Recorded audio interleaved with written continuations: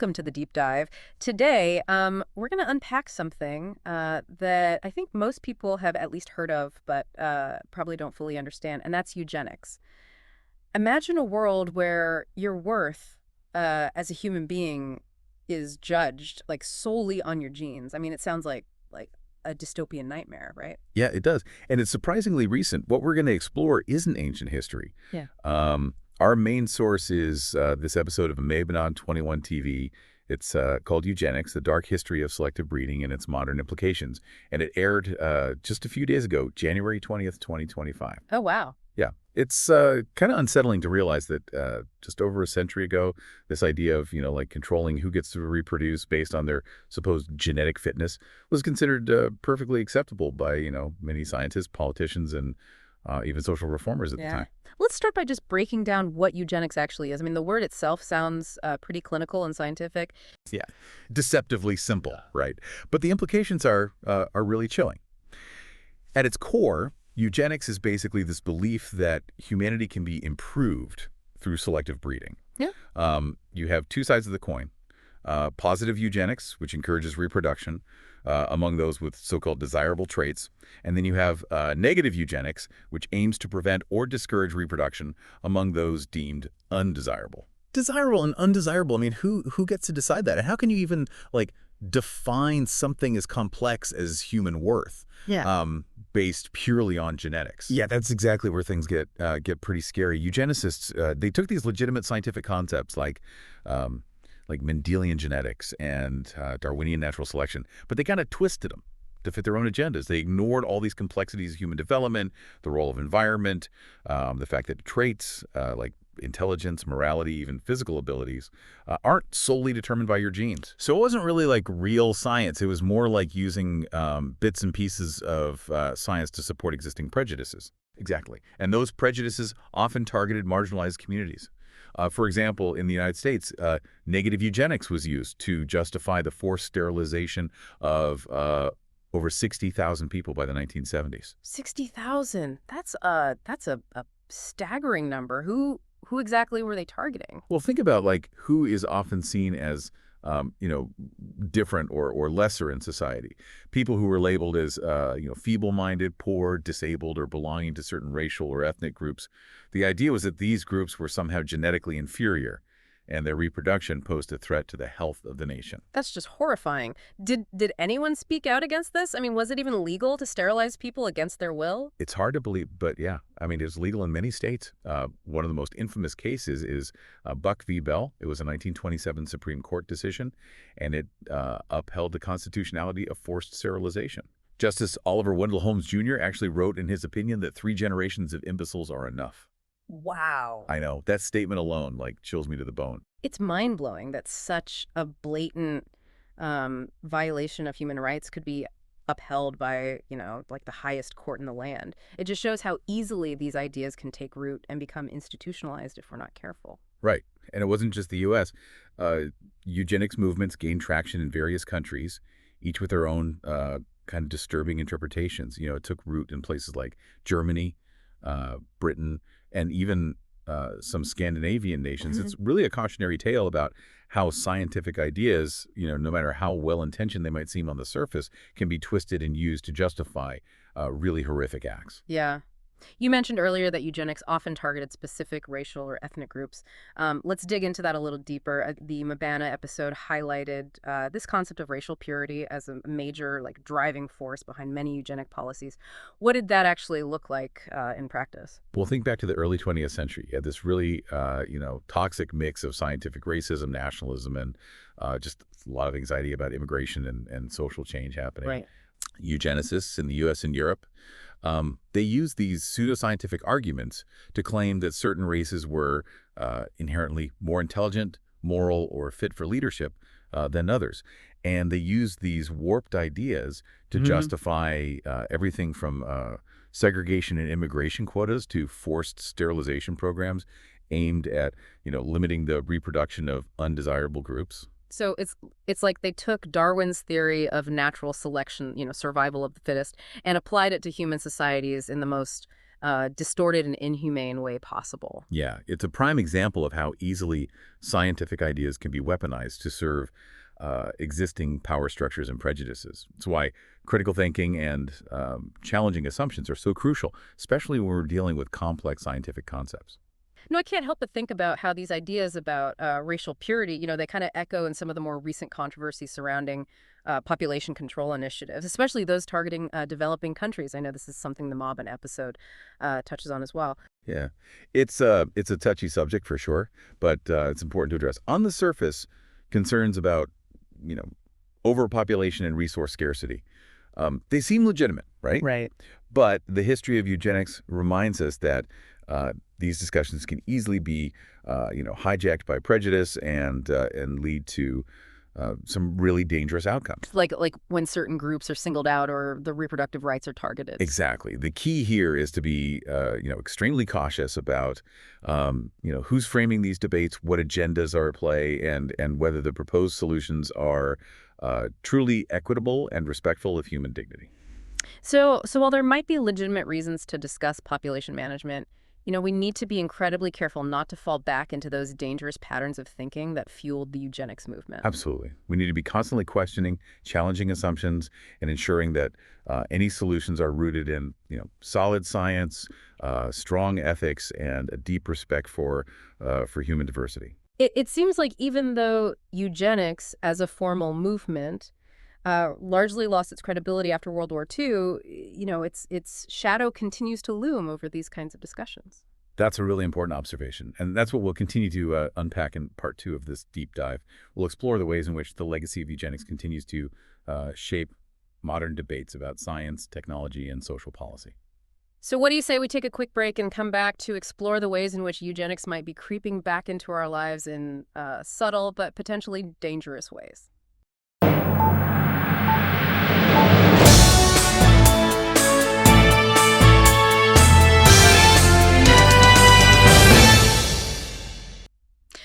Okay, so we've established that eugenics, at least in its, most overt and horrific forms, is largely a thing of the past. But the MABANA episode makes a pretty compelling case that this ghost of eugenics still haunts us in some surprising ways. What do you think are the most pressing concerns about this ideology kind of resurfacing today? Well, one area where we see these echoes is in the rapid advancements in genetic technologies. With tools like genetic screening becoming more sophisticated and accessible, we're kind of entering this era where parents might actually have the ability to select embryos based on specific traits. It's like something out of a science fiction movie. Yeah, Yeah. I can see how that would be tempting for some people. I mean, who wouldn't want their child to, have every possible advantage in life? But where do we draw the line?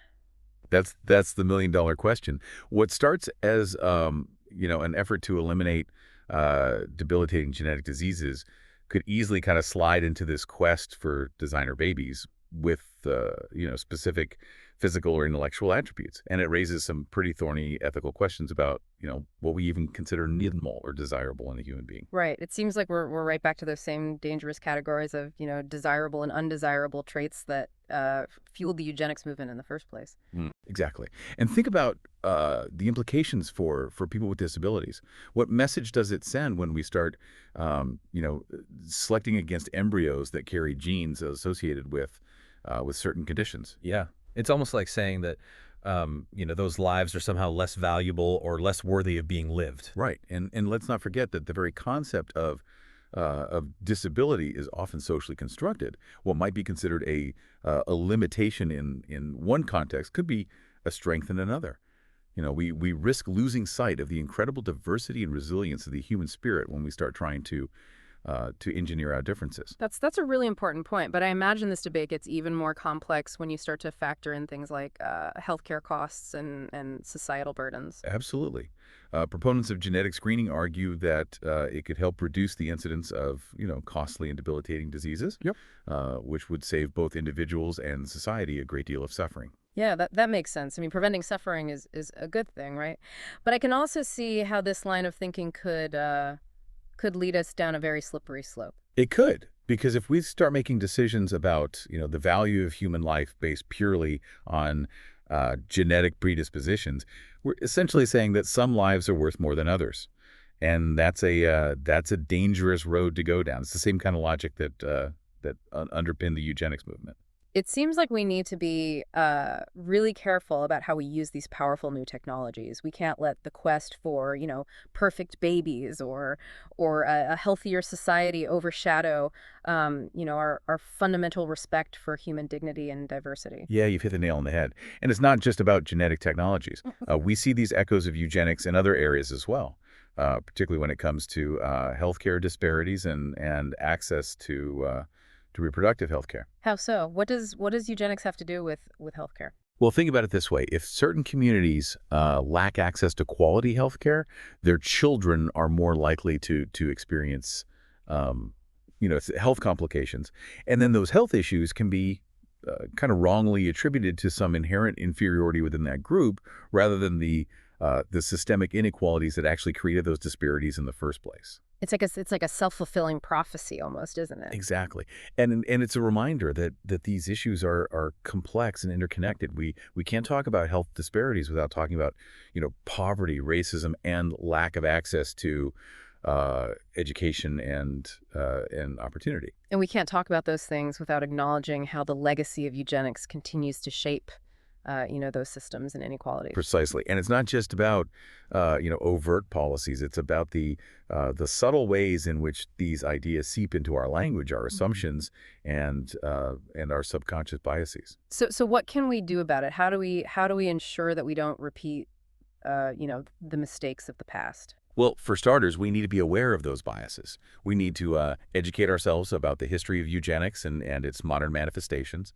And we need to be willing to, to challenge those assumptions, both in ourselves and in others. It sounds like it all comes down to, critical thinking and having those difficult conversations. It does. And it's also about recognizing that these issues are all interconnected. We can't address healthcare disparities without addressing poverty. We can't address poverty without addressing racism. And we can't address any of these things without dismantling the harmful legacy of eugenics that continues to shape our world. Okay. So we've talked about the ethical challenges of, genetic technologies and the ways in which eugenics continues to influence our healthcare systems. What other areas should we be paying attention to? Well, one of the most contentious areas is the debate surrounding population control. As you mentioned earlier, it's a topic fraught with historical baggage and ethical landmines. I'm ready to dive into that if you are, but maybe we should save that for the final part of our deep dive. This is getting pretty intense. Yeah, I agree. I think it's a topic that deserves its own dedicated exploration.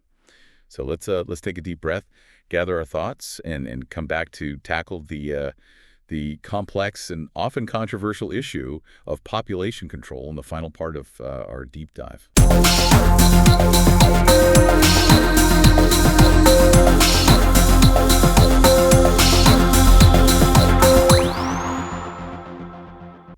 Okay, deep breaths, everyone. We're back for the final part of our deep dive into eugenics. We've covered a lot of ground, from forced sterilizations to designer babies to, the subtle ways in which this ideology continues to influence our thinking about healthcare and social policy.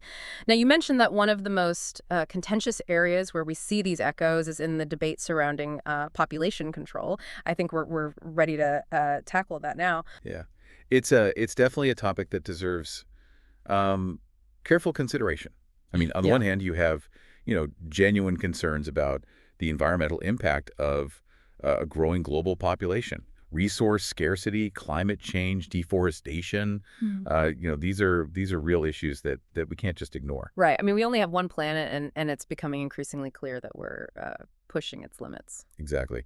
But the history of eugenics, it reminds us that these discussions about population control can can quickly become entangled with, prejudice and discriminatory practices. It's like that slippery slope we talked about earlier. What starts as a concern about sustainability can easily morph into an attempt to control the reproduction of, specific groups or populations. Yeah, and that's where things get really dangerous, because who gets to decide what constitutes overpopulation? Hmm. Whose reproductive rights are deemed expendable? These are incredibly complex questions with no easy answers. It seems like any discussion about population control, really needs to be grounded in a deep understanding of history and a commitment to social justice. Absolutely. We need to be wary of any solutions that disproportionately target marginalized communities or reinforce, um, existing inequalities. The MABANA episode brought up the example of Bill Gates and his advocacy for population reduction in Africa. That sparked a lot of controversy, didn't it? It did, yeah. Yeah. And it highlights the need for, nuanced and critical engagement with these issues. While some argue that, Gates' efforts are genuinely motivated by a desire to improve global health and well-being, others worry that they perpetuate harmful stereotypes about, developing countries and their reproductive choices. It seems like there's a lot of distrust, especially when these initiatives, come from wealthy individuals or Western organizations. And rightfully so. I mean, there's a long history of colonialism and exploitation that informs these power dynamics. We can't ignore that context when we're talking about population control.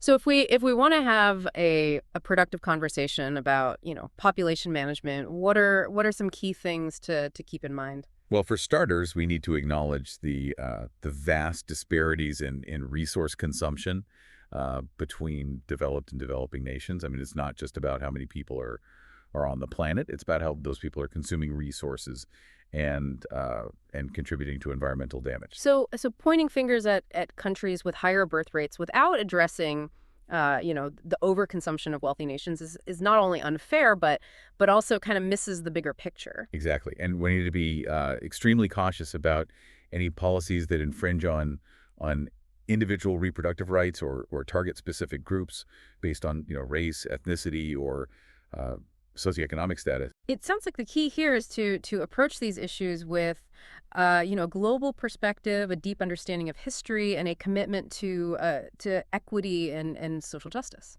That's well said. And to add to that, I think it's crucial to recognize that there's no one size fits all solution.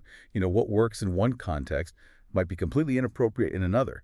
We need to be flexible, adaptable, and willing to listen to the perspectives of those most affected by these policies. It seems like the overarching theme of this entire deep dive has been the importance of critical thinking, questioning assumptions, challenging biases, and being aware of the historical context that shapes these complex issues. I couldn't agree more. And then remember, this isn't just about, abstract ideas or academic debates. These issues have, real world consequences for people's lives, their health, their families, and their futures. So what can we as individuals do to make a difference? I mean, these problems feel so big and overwhelming. You're right. They are big problems. But that doesn't mean we're, powerless. We can start by educating ourselves, by having these conversations with our friends and families, by supporting organizations that are working to promote, social justice and reproductive rights. And by holding our leaders accountable, right? Yeah. Making sure they're making decisions that are ethical, equitable, and truly benefit all of humanity. Exactly. Remember, the future isn't predetermined. It's shaped by the choices we make today. And those choices need to be informed by knowledge, compassion, and a deep respect for human dignity. Well, I have to say, this has been a truly eye-opening deep dive. It's definitely given me a lot to think about. Me too. And I hope it's done the same for our listeners. If you've been with us for this entire episode, thank you for taking this journey with us. We hope this deep dive has sparked some critical thinking and maybe even inspired you to learn more about these crucial issues. Remember, the conversation doesn't end here. Keep questioning, keep learning, and keep pushing for a more just and equitable world. And remember, the legacy of eugenics is a stark reminder that we can never take our freedoms for granted. We must remain vigilant, informed, and engaged citizens to ensure that we never repeat the mistakes of the past. That's a powerful message to end on. Until next time, stay curious and keep those critical thinking caps on.